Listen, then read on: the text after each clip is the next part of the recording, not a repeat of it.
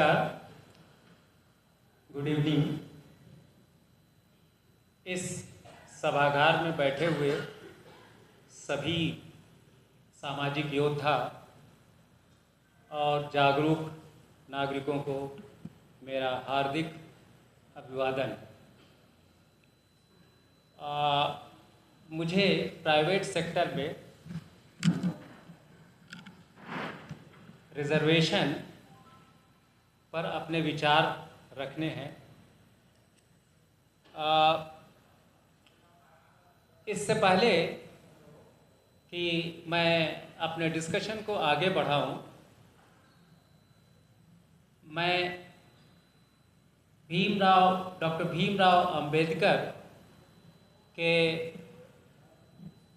Concluding remarks, यानी जब संविधान 25 नवंबर 1949 को एक स्पीच, एक यादगार स्पीच दी थी, उसको मेंशन करना इसलिए ज़रूरी है। किसी भी सब्जेक्ट पर आप उसका जिस्ट, वो एक पूरी जो है भविष्य में क्या होगा, वो उसकी आत्मा है।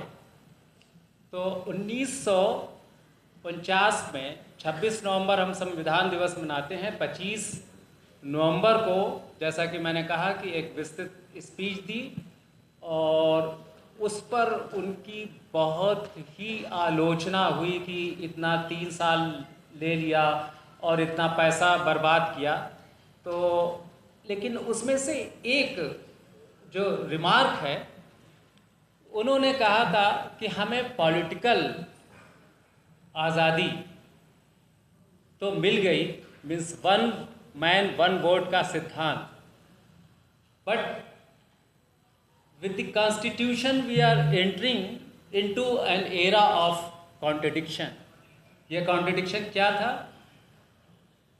We will not get economic and social justice. इसके लिए हमें बहुत लंबी लड़ाई लड़नी होगी। तो ये इसकी पेशेनगोई उन्होंने बहुत पहले कर दी थी।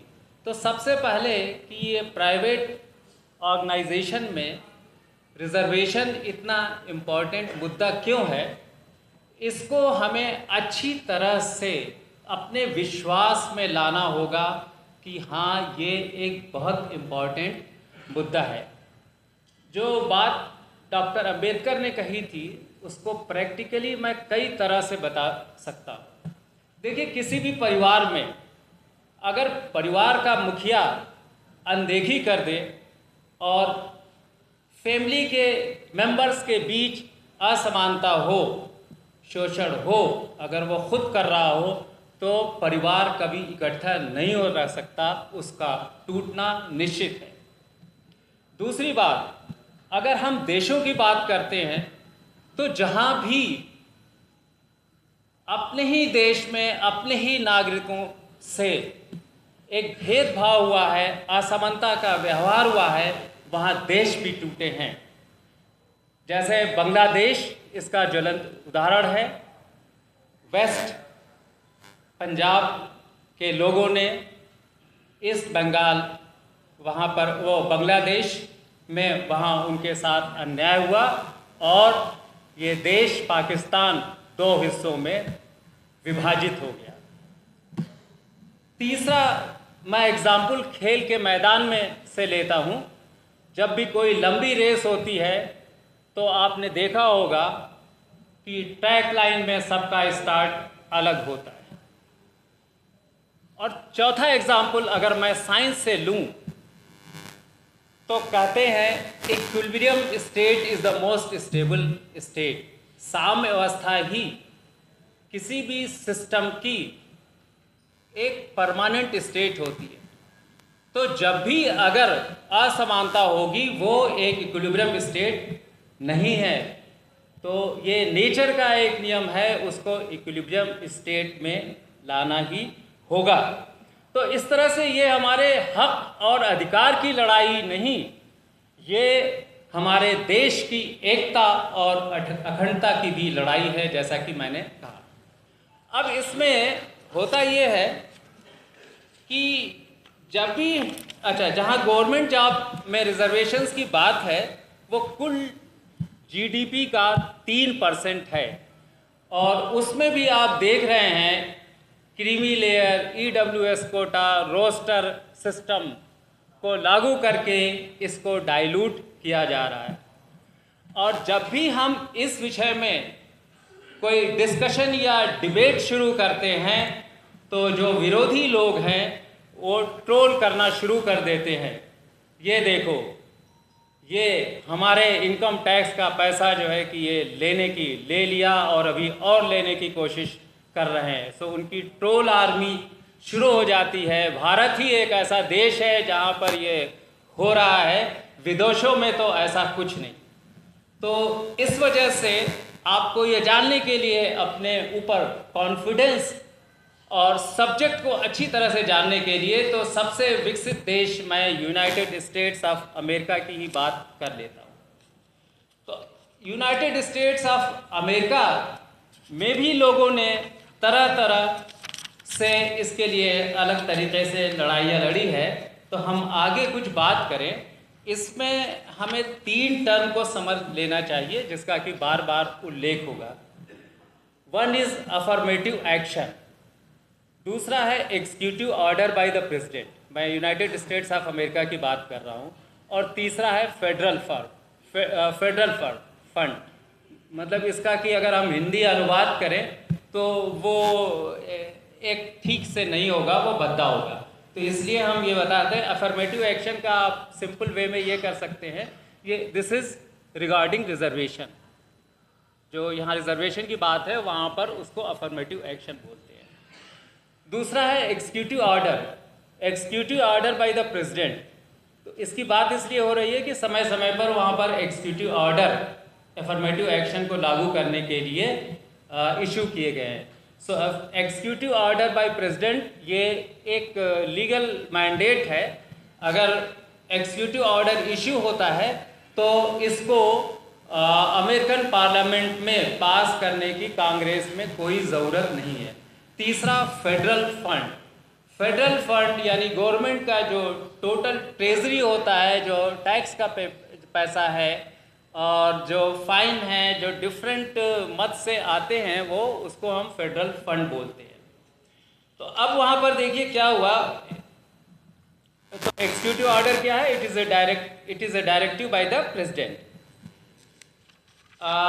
इसकी शुरुआत यूएसए में 1960 में सिविल राइट मूवमेंट से हुई थी, जिसमें मांग की गई थी कि अफ्रीकन अमेरिकन में जो रेशियल सेग्रीगेशन है, जो पक्षपात है, उसको समाप्त किया जाए। इसके लिए जॉन एफ कैनेडी ने 1961 में एक एग्जीक्यूटिव ऑर्डर पास किया था, जिसमें कहा गया था कि गवर्नमेंट के जो भी कॉन्ट्रैक्ट्स हैं उसमें अफर्मेटिव एक्शन का मतलब क्या हुआ कि रिजर्वेशन लागू होगा, और इसके लिए एक प्लान सुनिश्चित किया।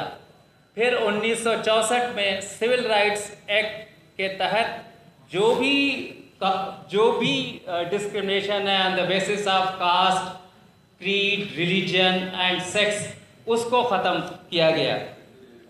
और इसके लिए फेडरल जो भी इस तरह के ऑर्गेनाइजेशन कर रहे हैं, वहाँ पर फेडरल फंड का डिस्ट्रीब्यूशन उनको नहीं होगा।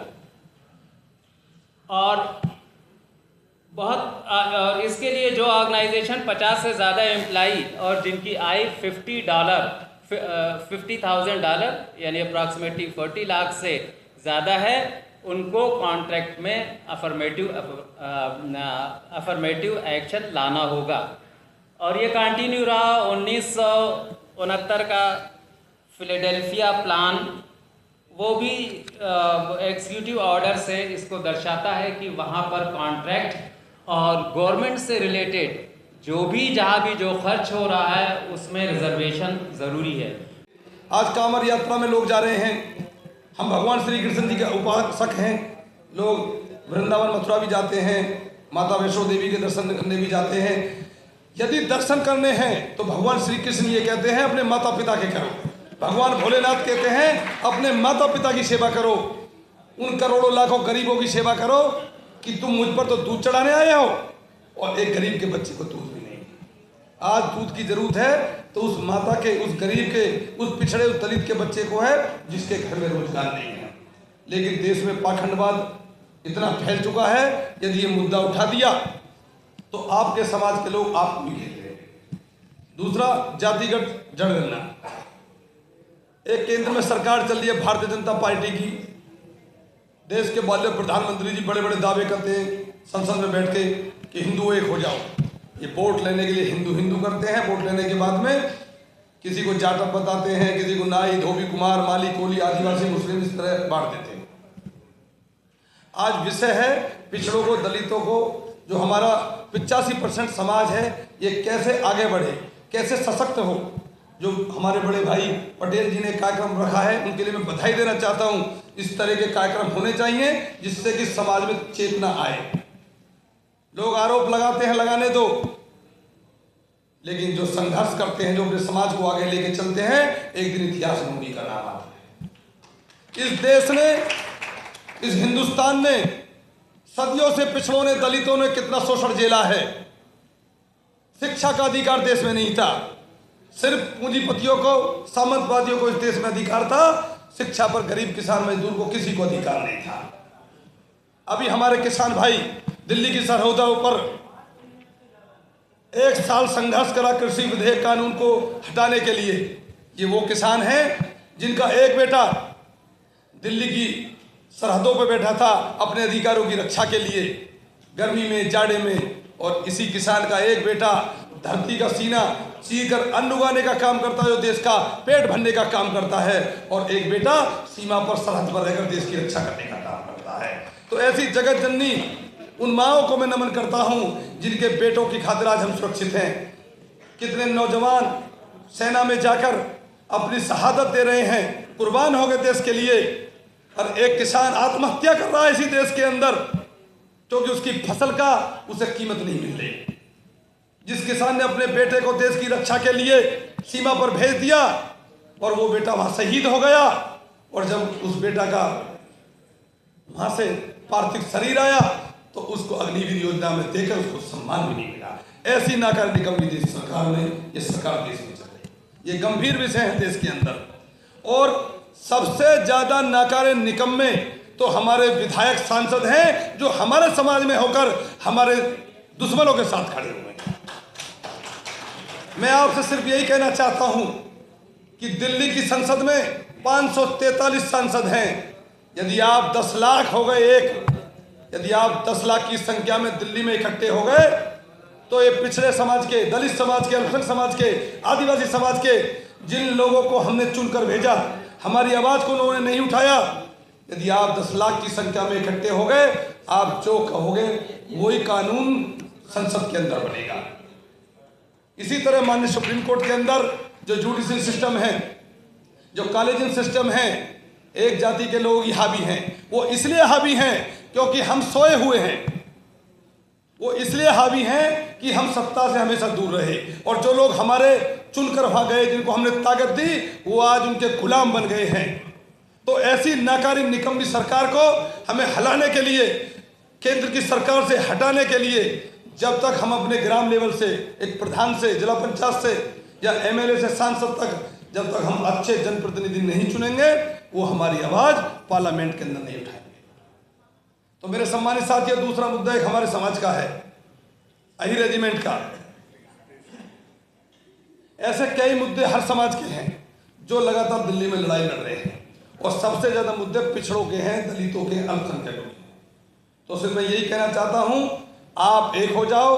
चाहे जाति जनगणना का मुद्दा हो, जिस दिन जाति सबकी भागीदारी जितनी होगी और उनको हिस्सेदारी मिलेगी, रिजर्वेशन मिलेगा, ये दिल्ली की सरकार में ताकत नहीं है, इन सामंतवादियों में ताकत नहीं है कि आपके तूफान को रोक सके। सरपरोसी की तमन्ना हमारे दिल में है, और देखना है जोर कितना बाजुए का दिल में है। पिछड़ा समाज, दलित समाज, अल्पसंख्यक समाज जाग चुका है, और ये लड़ाई हमारे पटेल साहब हो या इनकी टीम हो, मैं बारंबार बधाई देना चाहता हूं। चाहे सुप्रीम कोर्ट हो, चाहे हाई कोर्ट हो, चाहे कोई सा भी हिंदुस्तान के अंदर संस्था हो, जब तक हमारे नौजवानों को, हमारे लोगों को उसमें अधिकार नहीं मिलेगा, ये युद्ध जारी रहेगा। जय हिंद, जय भारत। अगर आपको लगता है कि हमारा काम बहुजन समाज के लिए महत्वपूर्ण है, तो आप हमें आर्थिक सहयोग के लिए सीन दिखाए गए QR कोड स्कैन और फोन पे और गूगल पे और UPI और बैंक अकाउंट में कर सकते हैं। फोन पे, गूगल पे 9250529129, UPI 9250529129@YBL। Bank account state bank of India AC 104299462008, IFSC code SBIN 00066563। आपका छोटा से छोटा सहयोग समाज और हमें और मजबूत करेगा, जिससे हमें बहुजन पत्रकारिता में और निष्पक्ष बनाने में मजबूत करेगा। जय भीम, जय भारत।